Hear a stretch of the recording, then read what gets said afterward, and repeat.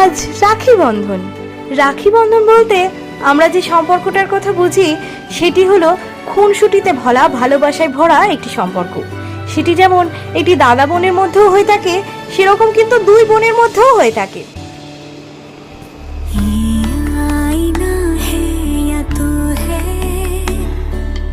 जो रोज मुझको सवारे इतना लगे सोचने क्यों मैं आजकल तेरे